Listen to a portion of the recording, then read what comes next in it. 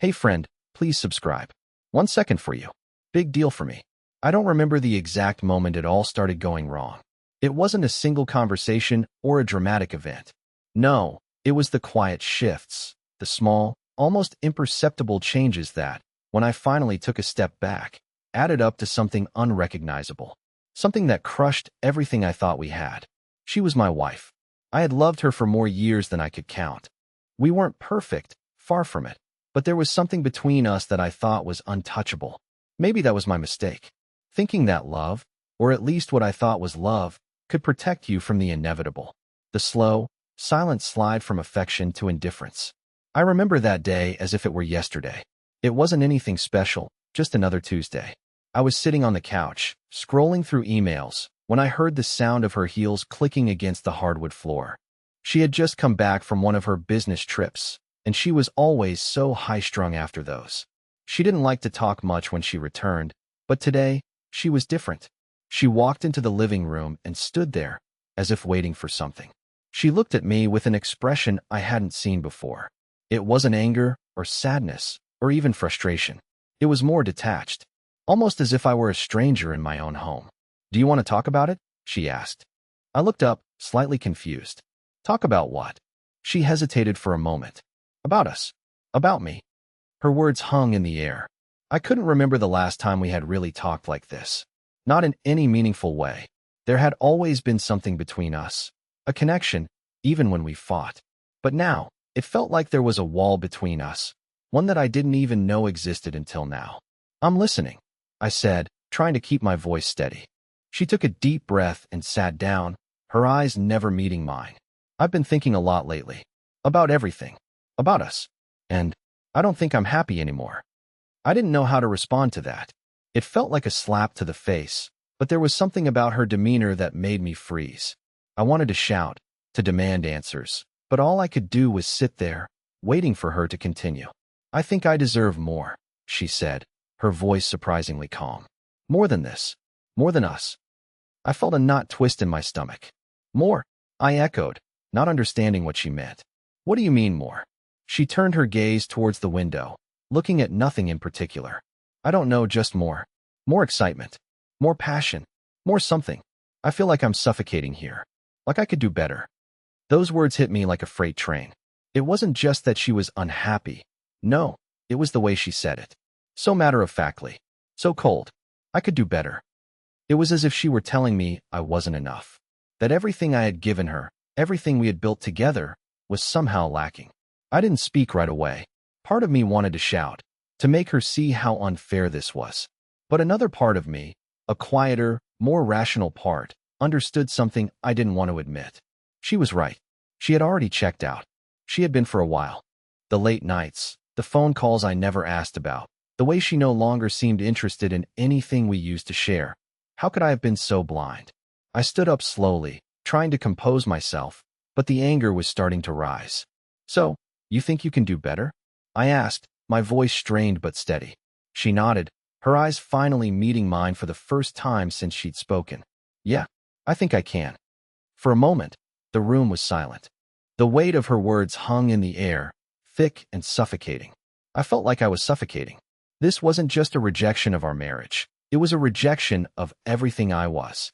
It felt like she was telling me that I wasn't enough to keep her, that I wasn't worth fighting for. And then, the strangest thing happened. I didn't feel the urge to argue. I didn't feel the need to beg her to stay, to prove my worth. I had spent so much of our marriage trying to keep things together, trying to make her happy. But at that moment, I realized something. If she wanted to leave, if she thought she could do better, then maybe I was better off letting her go. I looked at her one last time, my heart heavy but strangely calm. "If you think you can do better, then go. I'm not going to hold you here." Her expression faltered, just for a second. It was almost like she hadn't expected that reaction from me. "What?" "I'm not going to fight for you," I said, my voice low but firm. "If you think you can find something better, then go. I'm not going to beg you to stay." For the first time in a long time, I felt like I was in control. It wasn't because I was happy to let her go. It was because I knew, deep down, that I couldn't keep her if she didn't want to be kept. She opened her mouth, as if to say something, but stopped herself. There was no apology, no regret. She didn't try to explain herself. She just stood up, walked past me, and headed toward the door. "Good luck," I said, the words coming out before I could stop them. She hesitated at the door, but then, without another word, she stepped outside. The door clicked shut behind her, and I was left standing there, alone. I thought I would feel a rush of relief, but I didn't.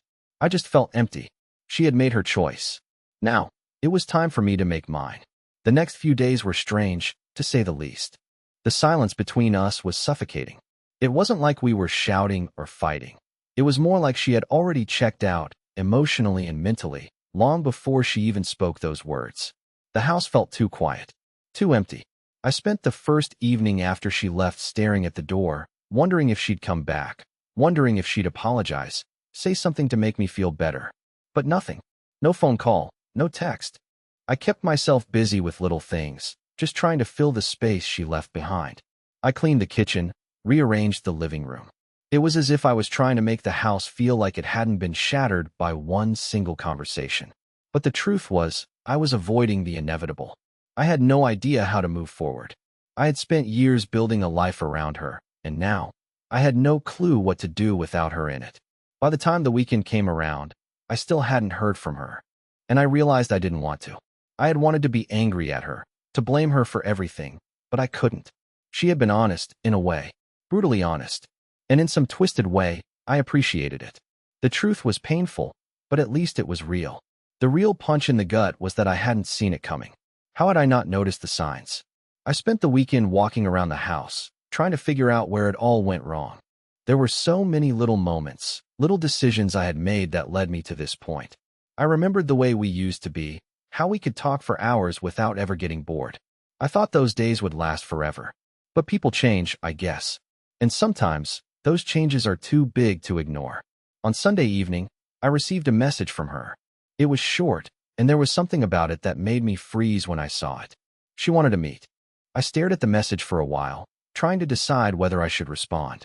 Part of me wanted to keep my distance, to move on without any more explanations or closure. But another part of me, a part that still cared, was curious. What could she possibly want now? I agreed to meet.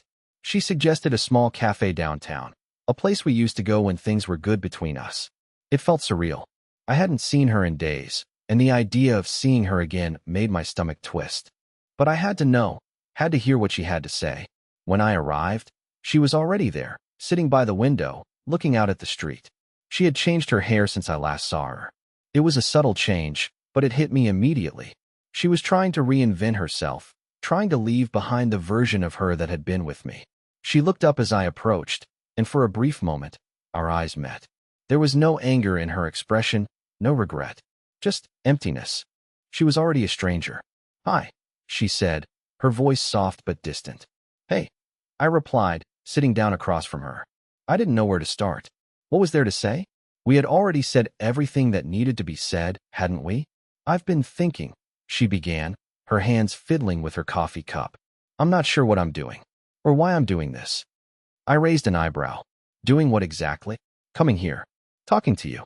She met my eyes for a second, then looked away. I thought I needed space. I thought I needed something different, but now? I don't know. I didn't know how to respond to that. I wasn't sure if she was expecting sympathy, or an explanation, or what. Part of me wanted to remind her that I had been the one left with nothing, but I kept quiet. I was done with the emotional games. "Do you think you can fix it?" she asked, almost like an afterthought. It was the first time she had really seemed vulnerable in all this time. But it was too little, too late. I had already made my decision. "I don't think I can fix something that's broken beyond repair," I said, leaning back in my chair. "And I'm not sure I want to either." Her eyes flickered with something. Regret, maybe, or disappointment, but it didn't matter anymore. The moment had passed. She exhaled slowly, as if accepting something she had already known deep down. "I think I made a mistake," she murmured. I almost laughed. Of course she did. But instead, I just sat there, letting the silence fill the space between us. I wasn't going to play the role of the forgiving husband, not anymore. "I think it's too late for that," I said, my voice steady. "You made your choice." She didn't argue. She didn't try to apologize or explain herself any further. There was nothing left to say. We had both been dancing around the truth for too long. And now, there was no turning back. She stared at me for a moment. Then slowly, she stood up. I don't know what happens now, she said, almost to herself. Neither do I replied. But I guess we'll find out. And with that, she walked away, disappearing into the night. I stayed there for a few more minutes, just sitting in the quiet. It wasn't relief I felt. It was a strange kind of finality. The chapter was over, and there was no going back. The days after our meeting felt like a strange blur. I couldn't focus on anything, couldn't escape the thoughts swirling in my head. What had just happened? She had come to me, looking for something. Answers, closure, maybe even forgiveness. But there was nothing I could offer her anymore. I couldn't offer her anything but a cold, hard truth. She didn't need me, and she hadn't for a long time. Work became a distraction, but it wasn't enough. I kept replaying that conversation in my mind, her eyes flicking nervously between me and the window, the way she said, I think I made a mistake. I wanted to believe her. I wanted to believe that she still cared. But the more I thought about it, the more I realized it wasn't about love anymore. It was about comfort, about what was familiar. She was searching for something more, something exciting, and that was a reality I didn't want to face. She had crossed a line, and I wasn't sure how to come back from that. The next few days were filled with tension, not between us, because there was no us anymore, but in my own mind. I would wake up each morning, wishing for a normal life again, wishing things could go back to the way they were, but deep down, I knew it wasn't possible. The house felt even more empty than before. I found myself lingering in spaces where she used to be. Her favorite chair, the bathroom where she'd leave her hair ties scattered on the counter, the kitchen where we'd always joke around as I cooked. It was like she had never been there at all, and yet, every corner held her ghost. I thought about calling her, texting her, but then what would I say? I had already made it clear that I wasn't going to beg for her to stay, and I knew if I reached out, I would just end up hurting myself more. She had made her choice. One night, as I sat on the couch, lost in thought, my phone buzzed on the table. It was a message from her. I hesitated before opening it. What could she possibly want now? We'd already had our conversation. I think we need to talk more. I stared at the screen, confused. Talk more? What else was there to say? The decision had been made. It was over. But my fingers moved before I could think twice. I tapped out a reply. What more is there to say? She responded quickly, almost too quickly. Please. Just meet me one more time. I need to explain. I didn't want to meet her again. I didn't want to go through the same emotional roller coaster I'd already ridden. But something in her message made me stop. Maybe I was just curious. Maybe I was hoping for something. Some sign that this wasn't completely finished. I agreed to meet. She suggested the same cafe, the place where we had our last conversation. When I arrived, she was already sitting at the same table. Her posture was different this time, as though she was carrying the weight of her own decisions. She didn't look up immediately. Instead, she fiddled with the edges of her napkin, tearing it into little pieces. I sat down across from her, trying not to make eye contact, but there was something about her presence that made my chest tighten. I shouldn't have called you, she started, her voice barely above a whisper. I didn't know what else to do. I didn't say anything. I was done with the apologies. I wasn't interested in hearing how sorry she was. I wasn't interested in hearing how she regretted it. It didn't matter anymore. I don't want you to think I didn't care about you, she continued, her eyes finally meeting mine. There was a hint of something, vulnerability, regret, but I couldn't bring myself to believe it. Not after everything. I know you cared, I said quietly. But caring isn't enough, is it? She sighed deeply, looking away. No, it's not. Her voice cracked slightly. And I'm sorry. I am sorry. I was scared, and I thought if I left, if I found something different, it would make me happy. But now I realize I was wrong. The words hit me, but they didn't sting like I thought they would. I had heard her say them before. They didn't carry the weight they should have. Why now? I asked, my voice steady but distant. Why come back now? After everything? I don't know, she admitted, shaking her head. Maybe I thought I could fix it. Maybe I thought that we could fix it. But I see now. I see that I was looking for something outside of myself, and it wasn't fair to you. I looked at her, really looked at her, and for the first time in a long time, I didn't feel angry. I just felt tired. I can't be the person to fix you, I said. I can't fix anything between us. You've already made your decision. She opened her mouth to speak, but I held up my hand. I wasn't angry anymore. I wasn't hurt. I was just done. I'm sorry you felt like you needed something else, I said quietly. But I can't be the one to give it to you. She looked at me, her face a mix of emotions, sadness, confusion, regret. But there was no pleading. There was nothing more to say. She stood up, a little slower this time, like she wasn't sure if she should leave or stay. I understand, she whispered, then turned to walk out the door. I watched her go, and for the first time, I didn't feel like I was losing anything. I wasn't waiting for her to come back. I wasn't wishing she would change her mind. I was just ready to move on. I wasn't angry anymore. I wasn't sad. I was free.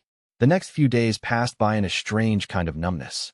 I went through the motions, waking up, going to work, coming home, but there was no fire inside me anymore. I kept thinking about her, about the way she had looked when she walked out of that cafe, but the more I thought about it, the less I felt. I wasn't angry, or heartbroken, or even bitter. I was just empty. There was a part of me that kept expecting something to shift, some kind of phone call or message to come through, something that would change everything back to the way it was. But it didn't happen. And after a while, I realized I didn't want it to. Then, one evening, just as I was about to turn in for the night, my phone buzzed. It was her. My first instinct was to ignore it, to let it go. But I didn't. I opened the message. "Can we talk?" I hesitated for a long moment, staring at the screen. Talk. What was there left to say? But then, I remembered the way she looked when she said she didn't know what she was doing.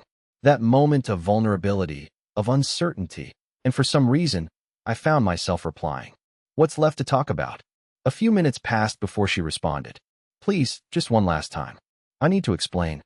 Part of me wanted to refuse. Part of me wanted to tell her that it was over, that we were done, and there was no need for any more explanations. But another part of me was curious. Curious about what she could possibly say now that would change anything. I agreed to meet again, though I told myself I was doing it for closure, not for any chance at reconciliation. We chose the same cafe. I arrived early this time, waiting by the door, but I didn't feel anxious or eager. I wasn't sure what to expect. When she walked in, I barely recognized her. Her face was the same, but there was a hardness in her eyes that hadn't been there before. She wasn't the woman I had loved, not anymore. She had changed, just as I had. We both had. She sat down across from me without saying a word. For a moment, neither of us spoke. I let her break the silence. "I didn't know what I was looking for," she said, her voice low. "I thought I needed excitement, something to make me feel alive again. I thought I could find that with someone else. But it wasn't what I needed. And now I realize I've lost everything." The words came out in a rush, like she had been holding them in for too long. But they didn't move me the way I thought they would. I didn't feel anything.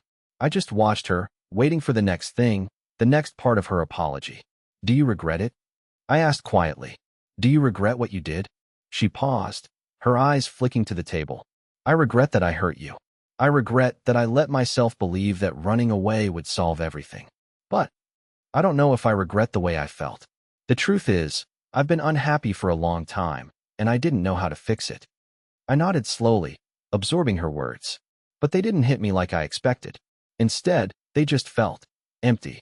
It wasn't that I didn't understand what she was saying. It was that I had already let go of it. I had already let go of her. "You're right," I said after a long pause.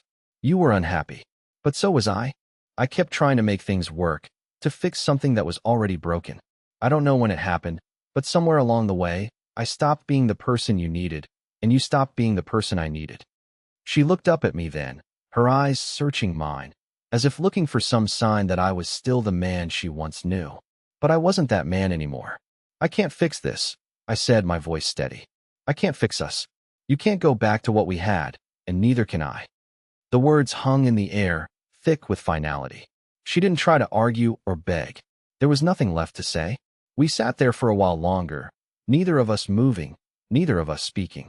I realized then that all the questions I had, all the what-ifs, had faded away. There was no anger, no sadness, just a quiet understanding that this was over. When she finally stood up to leave, she hesitated for a moment, like she was expecting something from me. But I said nothing. I didn't need to. She knew. "I hope you find what you're looking for," I said simply. She nodded, then walked out the door. And as I sat there, watching her leave, I didn't feel relief or regret. I just felt done. It was over, and I was okay with that. The days that followed felt like a slow exhale, like I had been holding my breath for so long and finally, I could breathe again. There was no dramatic closure, no final confrontation. It was simply done. Work was a distraction, but even when I wasn't working, I found myself questioning everything. How had we ended up here? How had everything I thought I knew about us just fallen apart? It wasn't that I missed her. I didn't. Not in the way I thought I would. I missed the idea of her, the version of her I had built in my mind, the one who had made me feel like I was enough. But the real her, the one who had chosen to walk away, the one who had lost herself in search of something else. No, I didn't miss her. Not at all. But there were moments, quiet ones, when I would catch myself thinking about what she was doing, where she was, who she was with. It was only natural, right? After everything we'd shared, there had to be a part of me still holding on. But it wasn't like it used to be. I wasn't waiting for a call. I wasn't hoping she'd come back. It was just curiosity, nothing more. One evening, as I was coming home from work, I passed by our old cafe. The one where we had spent so many evenings talking, laughing, sharing dreams. It seemed ridiculous that a place so ordinary could hold so much significance, but there it was. I stopped in front of the cafe, my eyes lingering on the window. I almost walked past, but something made me pause.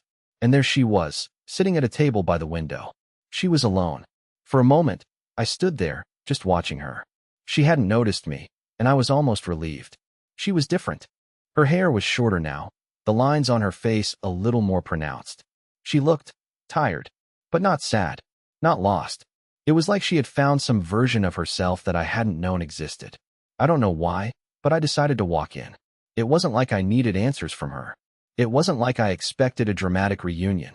But something inside me told me to just see her, face to face, one more time.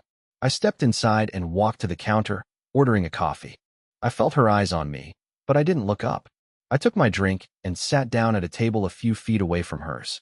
For a while, neither of us spoke.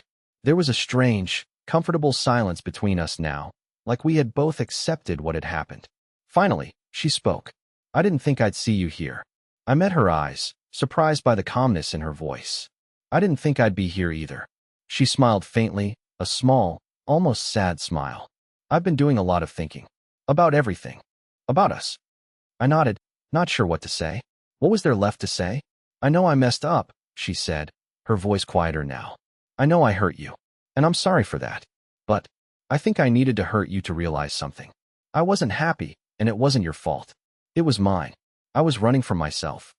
I sat there, listening to her, but I wasn't angry. I wasn't even upset. I wasn't waiting for an apology or a reason. I had moved past it, and I was okay with that. You don't need to apologize, I said. You made your choice, and I made mine. She looked down at her coffee, stirring it absent-mindedly. I don't know if I ever really understood what we had, she said, almost to herself. But I know now that it was real, and I messed it up. I wanted to say something, anything, to ease the weight of the words hanging between us. But the truth was, I wasn't angry anymore. I wasn't sad. I was just done. You don't need to keep apologizing, I repeated, my voice steady. You've said your piece. Now I've got mine. She looked at me then, really looked at me, as if seeing me for the first time in a long time. There was no more guilt in her eyes, no more uncertainty, just something else, something close to acceptance. I hope you're okay, she said quietly. I am, I answered, surprising myself with how genuine the words felt. I really am. She stood up to leave, and for a moment, we just stood there, facing each other. No more words, no more questions, just two people who had once loved each other, but had both moved on. As she walked out of the cafe, I didn't feel the familiar ache I had expected. Instead, I felt peace. It was over, and it had been over for a while now. I took a deep breath, looked around the cafe, and walked out the door. The weeks that followed were a strange mix of quiet contentment and brief moments of confusion. I had settled into a rhythm that felt new and unfamiliar, but in the best possible way. It was as if the weight I'd been carrying for so long had finally been lifted, and I could breathe again. But it wasn't always easy. There were times when I'd catch myself thinking about her, about everything we'd shared. I'd see a couple laughing together, or hear a song we used to listen to, and for a split second, a pang of something, nostalgia, maybe, would hit. But it didn't last long. I wasn't going to let myself fall back into that hole. I had been going through the motions for so long, living in the shadow of a relationship that wasn't working, that I didn't realize how much of myself I had lost. Now, I was starting to find parts of me I hadn't even known were missing. One Saturday, I decided to take a day for myself. No work, no distractions, just me.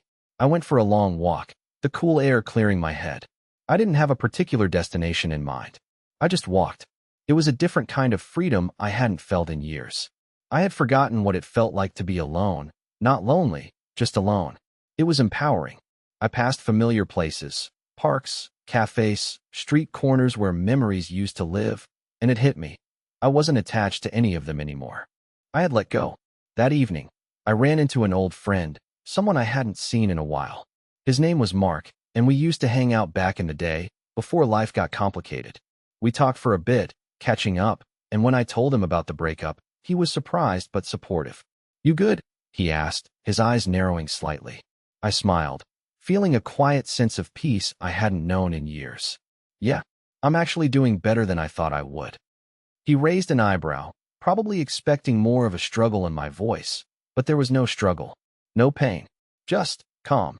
It felt like the right answer. "Well, hey, if you ever need anything, you know where to find me." "I appreciate it," I said, feeling a strange weight lift off my shoulders. We said our goodbyes and went our separate ways, but I couldn't help but feel that small spark of something inside me. It wasn't excitement, exactly. It was just the feeling that I was on the right track. It was a feeling of self-assurance. As the night drew closer, I found myself sitting in my apartment, thinking about how far I'd come. I had come a long way since that first meeting with her, since that moment I walked out of our house without looking back. And I realized something. I was okay. More than okay. I wasn't looking for closure anymore. I wasn't holding on to what-ifs or wondering what could have been. I had let go. For the first time in a long time, I felt like I had my life back. But even as I sat there, feeling content, I knew there would be more. There would always be more. Life had a way of throwing curveballs when you least expected it. And maybe, just maybe, I wasn't done with the surprises life had in store for me. It was a Saturday afternoon when I received a message from her. My first instinct was to ignore it, to keep moving forward without looking back. But curiosity tugged at me, so I opened it. The message was short, just 3 words. "Can we talk?" I paused, staring at the screen. Part of me felt annoyed. Why now? Why after all this time? But another part of me, the part that wasn't completely jaded by everything that had happened, wondered if she had come to some realization.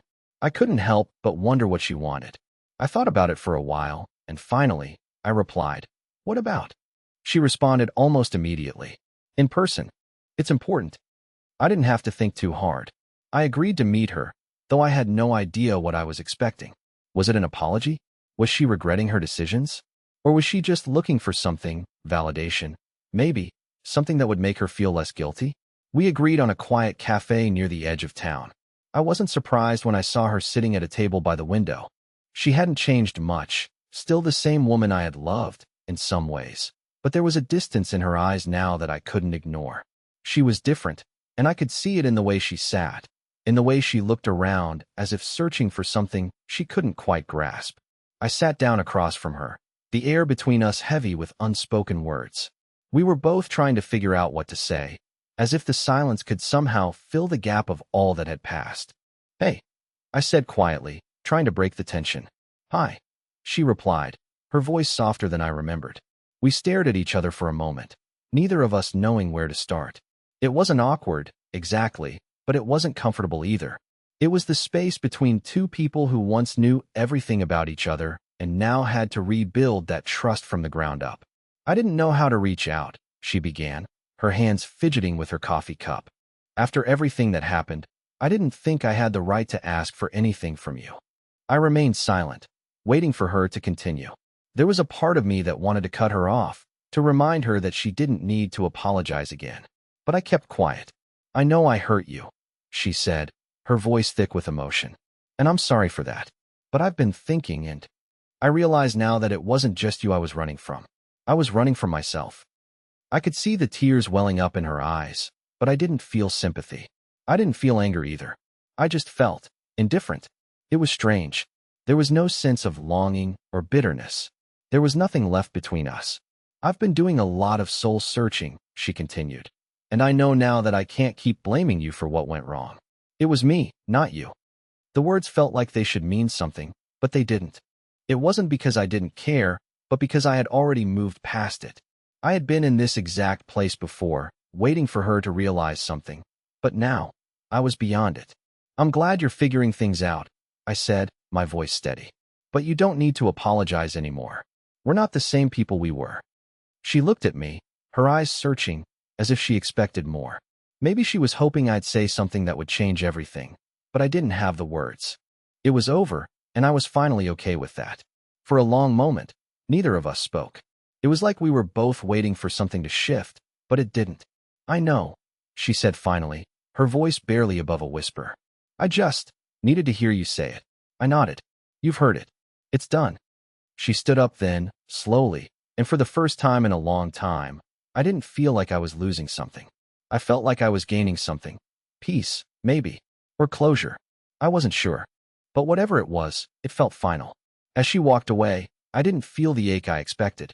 Instead, I felt like I had just closed a chapter that had been hanging over me for too long. And for the first time in a long time, I wasn't looking back. It's funny how life has a way of balancing things out. When she left, I thought I'd be lost, wandering in the wake of something I thought I couldn't live without. But the truth is, once I let go, everything started falling into place. I started focusing on myself, rediscovering the things that made me happy before we met. Things I had forgotten in the mess of our relationship. I took up old hobbies, started exercising again, and reconnected with friends I had neglected. The fog that had clouded my mind for so long began to clear. I was happy, truly happy, in a way I hadn't been in years. And just when I thought I had finally moved on, I ran into her again. It was 2 months later. I was walking down the street, a coffee in hand, when I saw her across the road. She looked different, tired, worn out, almost desperate. She didn't see me at first, but I saw her. Her face was buried in her phone, looking like she was about to send a message. I wasn't sure why, but I decided to cross the street and approach her. Celine, I said, my voice calm but firm. She looked up, startled, then quickly composed herself. Her face shifted between surprise and unease. Hey, she said, trying to act casual, but I could see the tension in her shoulders. I studied her for a moment. There was no anger left in me, no bitterness. She had made her choices, and now they were catching up to her. I've been doing well, I said, feeling a quiet sense of satisfaction as I spoke. Really well, actually. Things are moving forward in ways I didn't expect. Funny how things work out, huh? She looked at me, the words catching in her throat. She opened her mouth to respond, but no words came out. I hope you're doing okay too. I continued, my voice unbothered. I mean, I did give you the freedom you wanted. She blinked, looking at me with something resembling guilt, though it was quickly masked by the defensive mask she'd worn when we first met. I'm fine. Things are complicated. I smiled, the corners of my mouth lifting in a way that wasn't cruel, but that still held an edge of finality. I get it. You thought the grass was greener, right? She didn't respond right away. Her gaze flicked to the sidewalk as if she was trying to find the right words. But I knew her. I knew what was coming next. I wanted to apologize, she said, looking up at me again. I should have never left like that. I made a huge mistake. I shook my head slightly. Celine, you don't owe me an apology. Not anymore. There was a long, tense silence. I could tell she was struggling, trying to figure out what to say next. But I wasn't the same person I was when we first met. I wasn't angry, nor did I feel like I needed to play the part of the victim. I had moved on. I hope you find what you're looking for, I added, almost absently, before I turned to leave. As I walked away, I could feel her eyes following me, but I didn't turn back. I didn't need to. I had finally let go, and I knew that I had found something far more valuable than anything she could have given me. Peace. 2 months later, I heard about her again, though not directly from her. Word had gotten around through mutual friends that she had been having trouble. The guy she had left me for? It turned out that he wasn't quite the knight in shining armor she had imagined. He had a few of his own demons, and the relationship quickly soured. She had moved on, but the choices she made had consequences. They always do. Meanwhile, my life had continued to flourish. I was in a new place, surrounded by friends who genuinely cared. Work was going well, and I even met someone new. Someone who didn't come with baggage. Someone who made me laugh and brought warmth back into my life. As for her, she had been left to pick up the pieces of the life she had thought she could reinvent. There was no big confrontation, no dramatic scene where I got my revenge.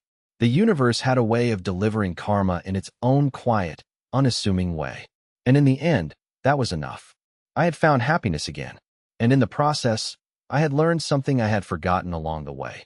That sometimes, the best form of revenge isn't revenge at all. It's moving on, thriving, and letting the world show them what they lost. And that was more than enough for me. Please like the video and share your thoughts in the comments. I read them all.